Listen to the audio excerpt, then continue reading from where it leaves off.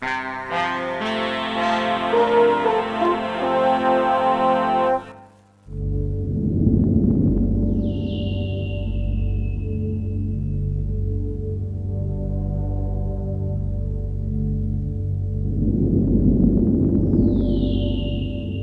the term modern philosophy is used in universities, it's usually to make a distinction from ancient and medieval philosophy. So it doesn't mean just the philosophy of our own day here in the 20th century, it means the philosophy of the last 4 centuries. In fact, there's one man who is generally, and I think rightly regarded, as the inaugurator of modern philosophy, the Frenchman Descartes. So in practice, what the term modern philosophy means is philosophy from Descartes onwards. René Descartes was born in France in 1596. He received an unusually good education, but he also had unusual independence of mind. And while still young, he perceived that the various authorities he was studying quite often put forward arguments that were invalid.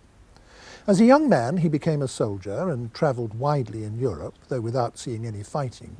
And he was struck by the fact that the world of practical life was as full of contradictions as the world of books. He became fascinated by the question whether there was any way at all in which we human beings could get to know anything for certain, and if so, how. He stopped travelling and went into seclusion in Holland, the country in which intellectual life in those days was at its freest. And there, during the 20 years from 1629 to 1649, he produced work of the profoundest originality in mathematics and philosophy, and also did a great deal of work in science. He invented the branch of mathematics known as coordinate geometry. It was his idea to measure the position of a point by its distance from 2 fixed lines.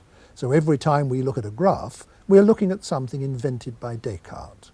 In fact, those 2 familiar lines on a graph are known by his name. They are called Cartesian coordinates, Cartesian being the adjective from the name Descartes. His most famous works of philosophy are the Discourse on the Method, which was published in 1637, and the Meditations, published in 1642. He never married, though he had an illegitimate daughter who died at the age of 5. He always had an eye to his own dress, was proud of being an officer, and on the whole preferred the company of men of affairs to that of scholars. But during the years of his creative work, he lived a very solitary life. When he was 54, he was prevailed on by Queen Christina of Sweden, rather against his will, to go to Stockholm and become her tutor in philosophy. It was a mistake. In the bitter Swedish winter, he succumbed to pneumonia, and he died in the following year, 1650. With me to discuss the work of this first of modern philosophers is the Provost of King's College, Cambridge, Bernard Williams, author of a well-known book on Descartes. Bernard Williams, I think the best way we can begin is to try and get clear in our minds what it was that Descartes thought was the main problem he was going to have to confront when he started. Now, what was that?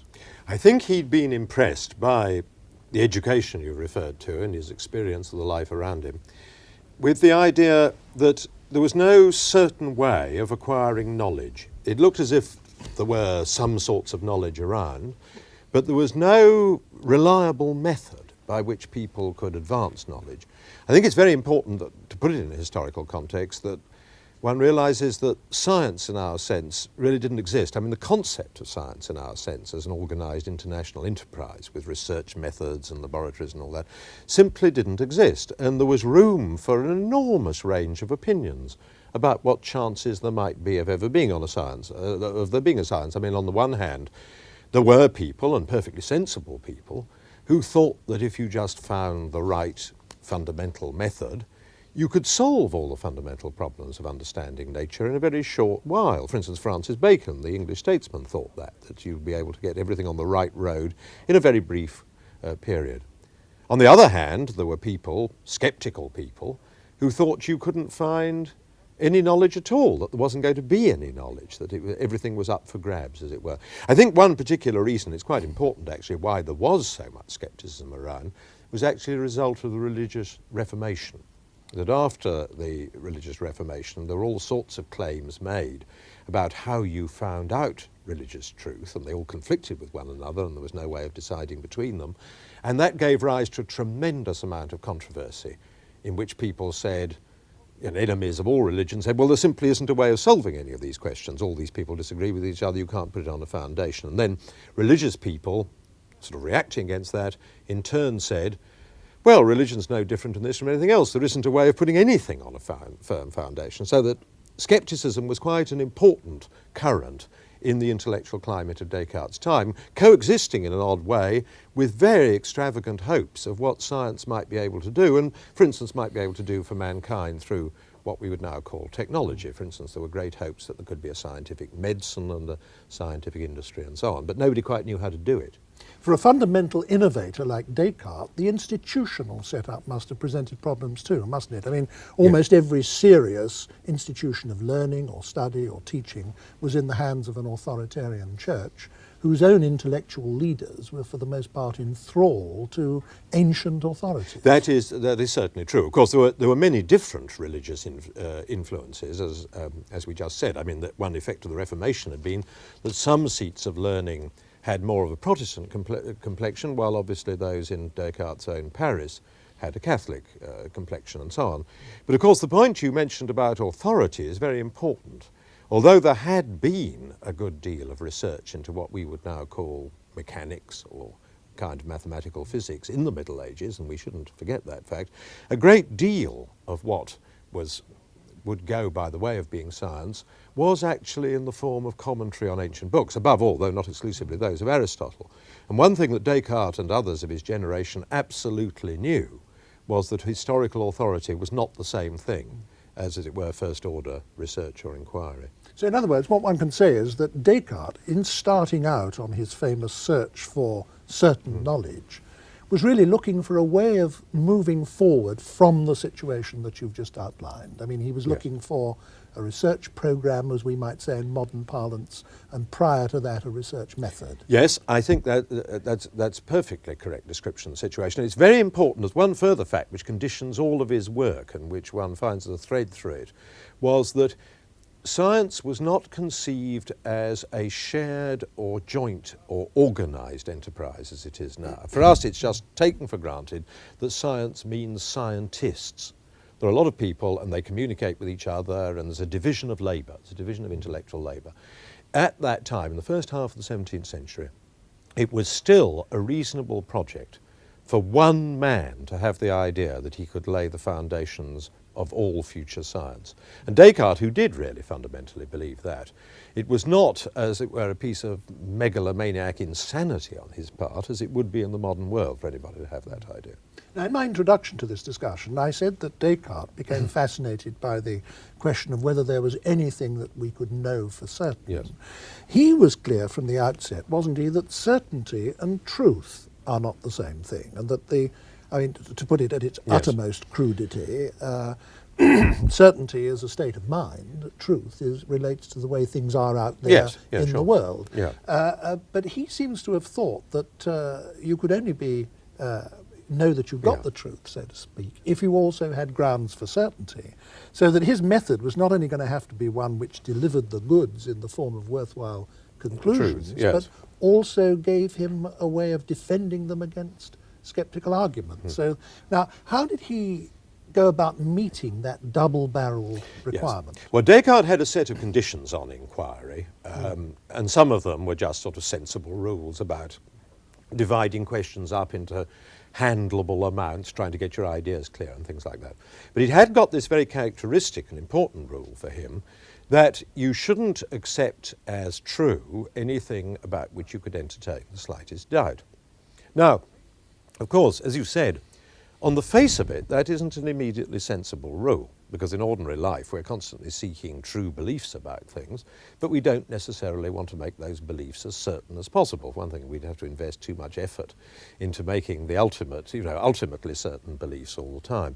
But Descartes, who was trying to get at the foundations of science, and also not only at the foundations of a science itself, in the sense of fundamental general truths about the world, but also to lay the foundations of inquiry, that is, to be able, as he thought, to lay the foundations of the possibility of going on to find out more things, to establish that scientific knowledge was actually possible. For him, he felt that it was absolutely essential that you should start the search for truth with a search for certainty. that what he wanted to do was to be able to put the scientific enterprise, as we would put it, into a shape in which it could no longer be attacked by skeptics. So the first thing he wanted to do was to engage in a kind, we might call it preemptive skepticism. In order to put the foundations of knowledge beyond skeptical reach, he said to himself, I will do everything the skeptics can do, only better. And what I can do by pressing the skeptical inquiry hard enough is, he hoped, come out the other side with something which would be absolutely foundational and rock hard. And one of the most characteristic features of Descartes is not that he confuses the idea of looking for truth and the idea of looking for certainty. He saw they were two separate things. But he thought that the only sure way of searching for truth was by searching for certainty. And that led him, didn't it, to the famous Cartesian doubt Yes. as a method, not the discourse on the method. That's about something else. But doubt used as a method was fundamental to his procedure. He adopted something that he called the method of doubt. Yes. And indeed, the method of doubt is part of the method which is discussed in the discourse on the method, but only one element in it. Yes. That's a situation there. Now, the method of doubt worked, but since he was looking for certainty, by laying aside anything in which he could find a doubt. As he famously put it at one point, it's like having a barrel of apples, and some of them are bad and some of them are sound. You want to keep only the sound ones. So you take them all out first, look at them one by one, throw away the ones that are dubious and put back only the absolutely sound ones. So he started by emptying his mind of all beliefs, laying aside anything in which he could see the slightest doubt. And the way he did that was really in three stages. He started by laying aside things which just on ordinary commonsensical grounds you might possibly find doubtful. For instance, he reminded himself of such well-known facts as sticks can look bent in water, or, you know, things can look curious colours to you if you have defects of eyesight, and so on, the obvious thing. But he wanted to go beyond those absolutely sort of everyday kinds of doubt or grounds of doubt. And the next step he took was to entertain the idea that perhaps we could doubt that we were really awake and seeing things around us as we ordinarily suppose. For instance, he just entertained the following thought. He had often dreamt that in the past that he was perceiving things.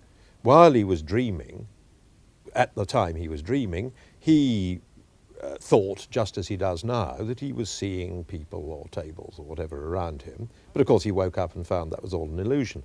How could he be certain that at this very instant he wasn't dreaming?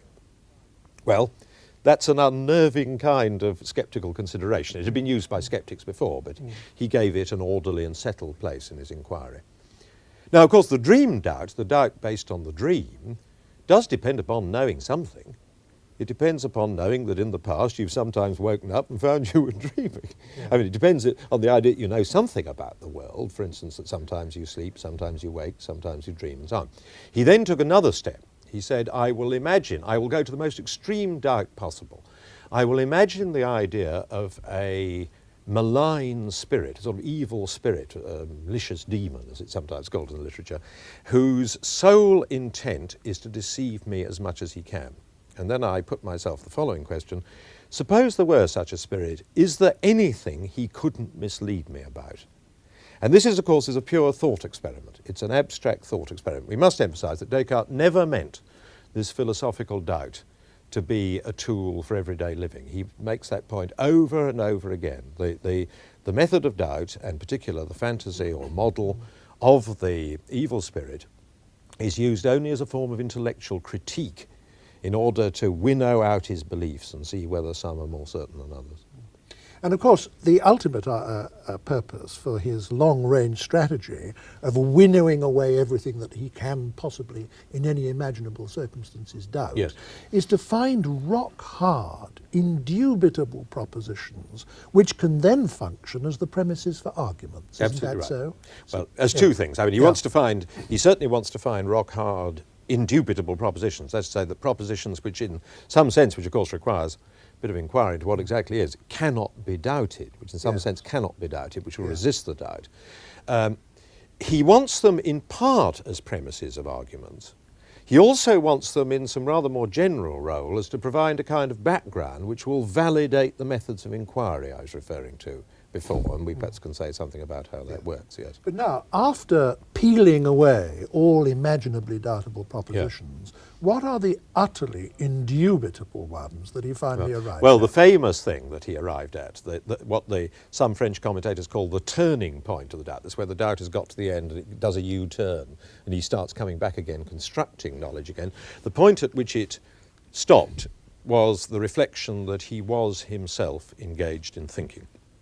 As he said, the malicious demon can deceive me as he will. He can never deceive me in this respect, namely to make me believe that I am thinking when I am not. Because if I have a false thought, well, that's a thought. So in order to have a deceived thought, I've got to have a thought, so it must be true that I'm thinking. And from that, Descartes drew another conclusion, or at least he immediately associated with that another fundamental truth, namely that he existed. And so his fundamental first proposition, or two propositions really, was, I am thinking, therefore I exist, or cogito ergo sum in the Latin formulation, or as it's often called, the cogito. That's that proposition. It's worth making the point that he himself made it clear that by thinking, he didn't just mean conceptual thought. No. He meant all forms of conscious awareness Experience. whatsoever. Absolutely right. Experience, feelings, etc., etc. Cogito, in this Latin formulation, equally for Descartes' French formulations, means all sorts of things like perceptions and pains and so on, not just... so it wouldn't be unfair to say that what he was saying was, I am consciously aware, therefore I know that I must exist. That's right. Yes, Yes. that's it. He does actually, in the great work called The Meditations, in which this is most carefully and elaborately set out, he does actually show a great deal of finesse in pushing the boundaries of the cogito forward step by step through various kinds of mental experience. But the sum of what he gets to is exactly that. Yes. But now, in the process of peeling away everything that can possibly be doubted in order to arrive at these fundamental, indubitable propositions, he himself has shown that from these fundamental propositions, nothing follows. That although I am consciously aware, I may draw all sorts of false inferences about, for example, the external world or whatever it might be, from whatever the deliverances of my own consciousness are. So I'm conscious only, I mean, I can be sure only of the fact that I am having whatever immediate experience it is I am having. I can't be absolutely certain of any inference I may make from that. Well, it depends on what sort of inference it is. What he thought was that the mere fact that I have the experience, as it were, of being confronted with this table, for instance, doesn't guarantee the existence of that table. I mean, that was got rid of even at the dream state of the doubt, and of course it's even more got rid of by our friend the malicious demon, who has made it, I might just have this experience and nothing actually be there. So I can't immediately infer from my experience. What Descartes tries to do is to construct now a set of considerations which will enable him to put the world back. Though it has to be said straight away that the form in which the world is put back is rather different from that of common sense. We don't just, as it were, having moved all the furniture out of the attic in the course of the doubt, stuff it all back again in a totally unreconstructed form. We have a different view of the world when we reconstitute it than we did in our everyday common sense experience. And incidentally, we'll come to how he does that, but it's a very important fact about the method of doubt that that is so.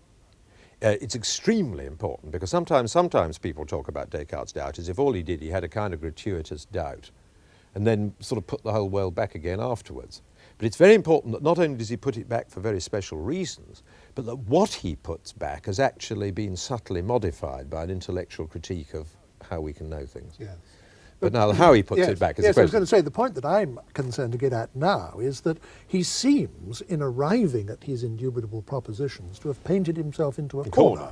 Yes. Because he's given himself Yes. indubitable propositions, which he himself has shown at a previous stage of the inquiry can't be used to infer any certain truths about the existence of anything outside myself. Well, all he's seen at the earlier stage of the proceedings is that the most obvious way of inferring the world from them isn't valid. He's now going to give you a way which he claims is.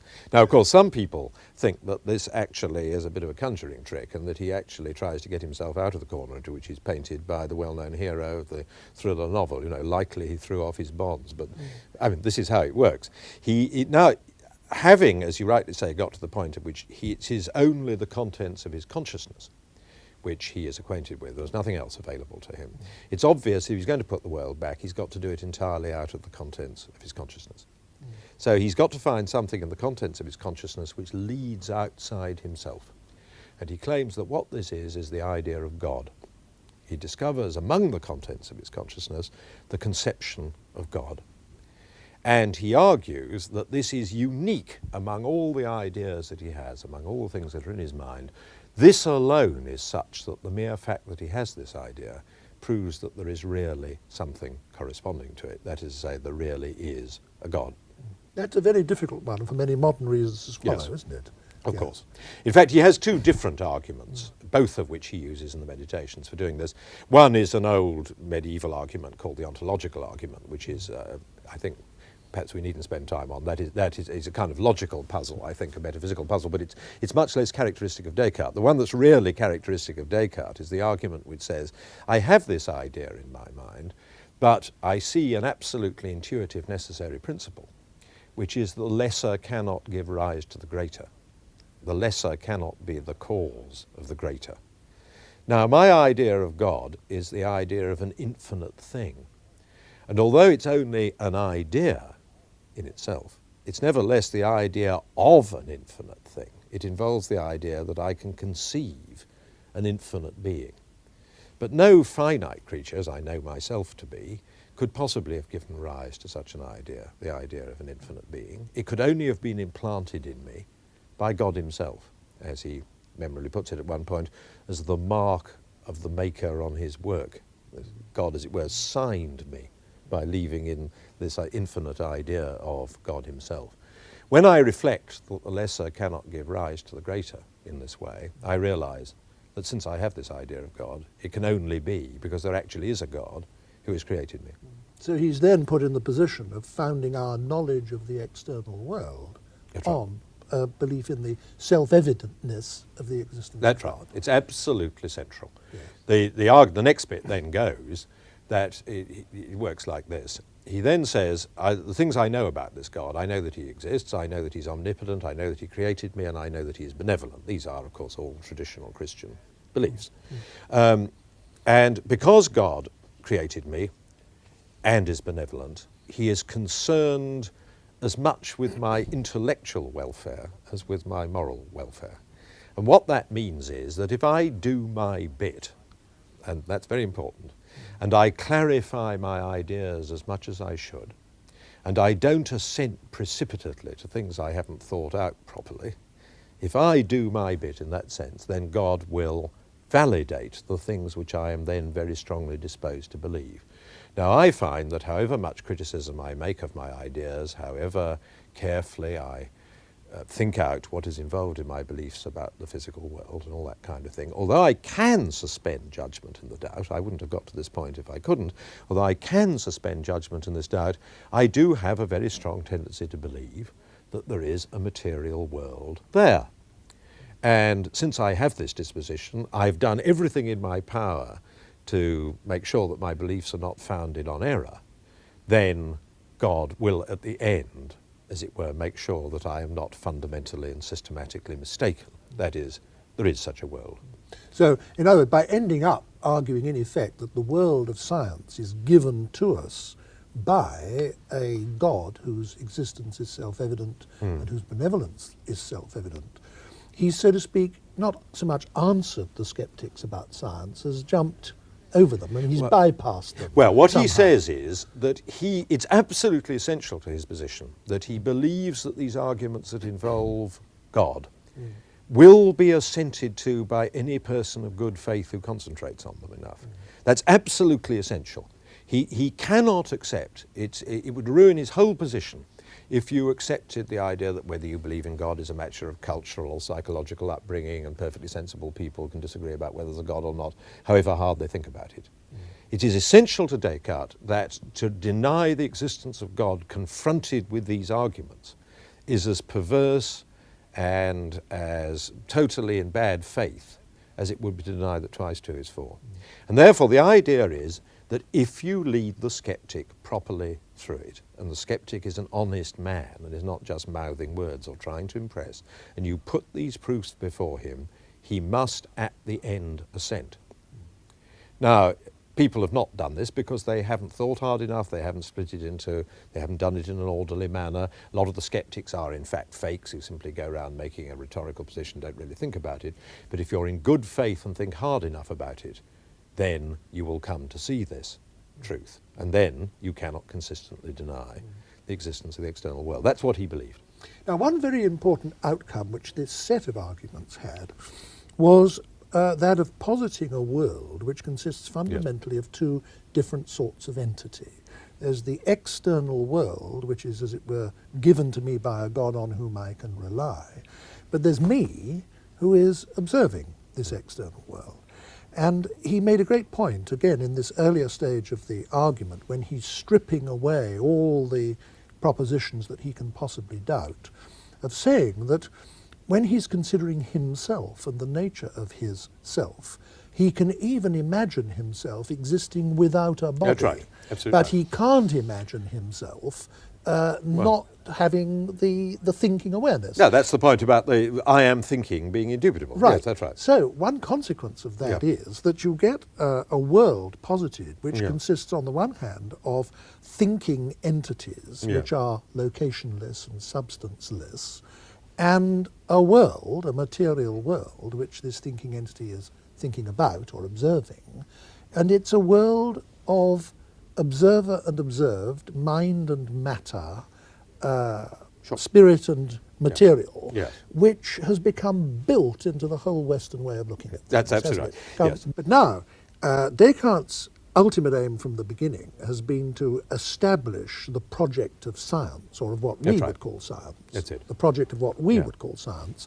And by the arguments that you've outlined, he's now arrived at a certain view of the external world. That's right. Now, how is this external world to be treated scientifically? Now, that's... you remember I mentioned earlier that when God, through the help of God, we put the world back again, we didn't put back quite the same world that we'd thrown away, that it's criticised in the process. And in our reflections, we come to the conclusion not only there is an external world, but the external world, just as my essence as a thinking thing is simply thought, the external world has an essence too, and that's simply extension. It's simply that it takes up space, that it's susceptible to being treated by geometry and the mathematical sciences. All its, as it were, colourful aspects, I mean the fact that it's coloured, that there are certain tastes and sound, these are really subjective. They're on the mental side. They're subjective things that occur in consciousness which are caused by this physical, extended, geometrical world. He had an example which I think it's worth mentioning. It's a very good one, about a piece of wax. He said if you take a piece of wax, it has a certain size and shape in your hand, a certain colour, smell, texture, feel, temperature, and so on. And it seems to us to be the combination of those properties. If you put the same piece of wax in front of a fire, it immediately melts, and then all those things change. Different colour, different smell, different temperature, different everything. And yet we want to say it's the same wax. Now, what about it? What is there about it that's the same? Answer, I suppose, that there's a continuous history of space occupancy. Yes. There is, as you know, there is a great, one of the disputed things in expounding Descartes is what exactly he thought the wax argument proved and how much he thought it proved just by itself. But he certainly did use that example to illustrate, if not actually to prove, what he thought was the fundamental idea, that as it were space occupancy, just being a piece of space. Yes. And it's rather important, but curious, he did actually not think, he really did think a piece of space. He didn't think it was just a thing in space because he didn't believe in a vacuum. He really did think that the whole world was one extended item and that separate things in it, as we say, tables or whatever, really are local pieces of this in certain states of motion. Now, this is a foundation for the mathematical physics of the 17th century. In its own terms, didn't come off. I mean, eventually it was going to be replaced by the classical physics and dynamics of Newton, which had a different conception of a mathematical world. But it did a tremendous amount to establish the notion of a physical world which is fundamentally of a mathematical character and permits mathematical physics to be done. Because of course one of the most important and striking facts about the scientific revolution starting in the period we're discussing in Descartes' lifetime and through his work is that the first of the great sciences, as it were, to get going was in fact mathematical physics. Chemistry, there's where the things that deal with sorts of things in that much more that kind of detail, is of course much more a product of the 18th and 19th century, and not of the 17th century. But wouldn't it be fair to say that Descartes, in his time, did more to launch the possibility of science and to, as it were, sell science to the educated public than anyone else? Yes, I should have thought that was probably true. I mean, the figure who was also enormously famous and whose, as a matter of fact, whose actual physics is nearer to classical physics as it came out in the end is actually Galileo rather than Descartes. But of course, Galileo was more notorious, perhaps, than respectable because he was tried and condemned by the Inquisition and so on. Yes, I mean, Descartes' intellectual influence in this respect was simply enormous, even though the details of his physics were eventually to be in good part repudiated. Yes. Now, up to this point in the argument, what Descartes has shown, Descartes hasn't, as it were, provided us with any physics. No. What he's shown is that a mathematically based physics is possible yes. and is applicable That's right. to the real world. Yes. Can you expand on that distinction a little? Yes, absolutely. What he hopes to have shown by the manoeuvres we've followed so far,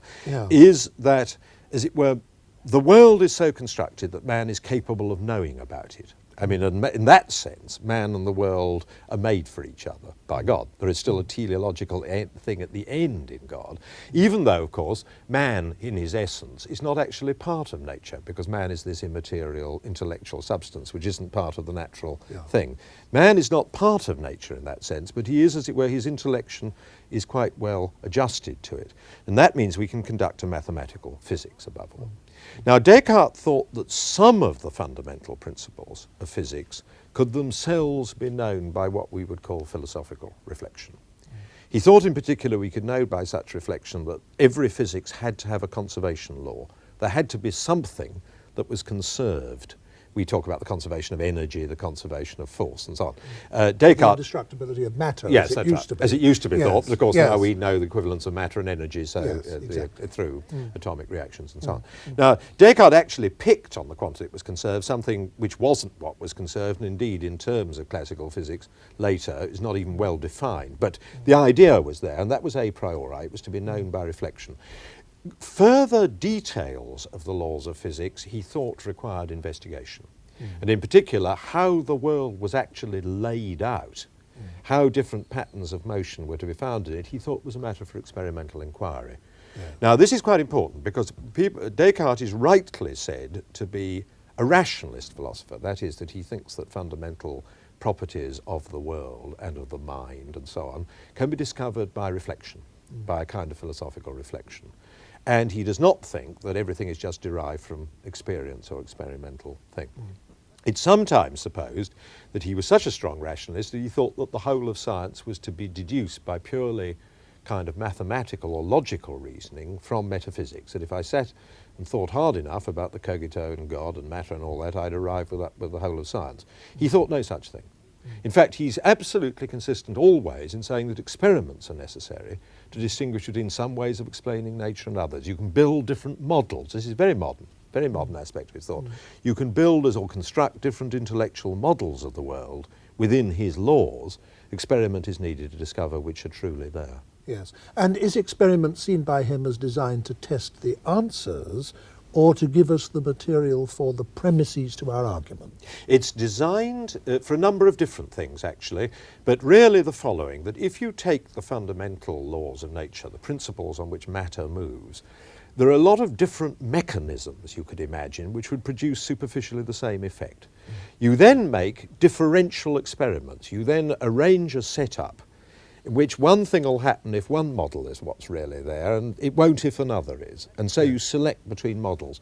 And that's really is quite a good description of quite a lot of what physicists do, in Well, fact. it's the modern notion of the crucial or decisive experiment. And he was very isn't it? keen on that. One of the things that Descartes was admirable about was that it was simply no good blundering around the world, trying out experiments to see what you could find out. No. You had to ask the right question. And that's, again, this thing we were saying before, that God is on your side if you do your bit. Yeah. God will not allow you to be systematically deceived if you don't systematically deceive yourself. So what you've got to do is to think of the right questions to ask, and then God will assist nature in giving you the answers. I think it's worth making the point at this stage in the discussion that although God is an absolutely indispensable element to Descartes in the course of arriving at his method, once you've got the method, you don't have to be any sort of believer in God to use it, No, do you? that is an exceedingly important point. That Descartes wanted to free the process of science from theological constraints or foundations, or as one might say, free it from theological foundations and hence from theological interference. Yeah. But of course he was extremely keen to say this does not mean that we've produced a godless world. We've produced a world which is in fact made by God and where our knowledge of it is guaranteed by God, but where you have to appeal by God to God in your intellectual life is not in, as you rightly say, in conducting science, but in proving to skeptics that it can be conducted. And Descartes very sensibly thought you shouldn't spend a lot of time in proving to skeptics that it can be conducted. You only need to do it once. He thought he'd done it. Yes. Now let's all get on with it, was his view. Now, one phrase that's commonly used for an aspect of this whole system that he provided us with is Cartesian dualism. Yes. We've talked about this already. You mean the mind-body Yes, dualism? the division of total reality into spirit and matter. Yes. Now, didn't this give him a theoretical problem of a very important Yes. kind? How did he explain the interaction? I mean, to put it very crudely, how is a spirit able to push objects in the world around? Yes, well, I'm afraid, frankly, the answer is that he never really did. I mean, Leibniz, somewhat scornfully, said on this subject, the interaction, he said, Monsieur Descartes seems to have given up the game so far as we can see. He did have a theory in a late work, just before he went to Sweden. He wrote a book in which he did curiously try to localize the interaction between mind and body in the pineal gland, which is a body at the base of the brain. But of course it barely even makes sense. I mean, the idea that this purely sort of abstract, non-material item, something which is almost, though not quite as it were, the category of a number, could induce a change in the physical world by redirecting certain animal spirits, which is what he believed, is so difficult to conceive, even in sort of abstract principle, that it was a kind of scandal for everybody. I mean, a lot of the philosophy of the 17th century, and indeed subsequently actually, addressed itself to trying to find some more adequate representation of the relation of mind and body than Descartes actually left us with.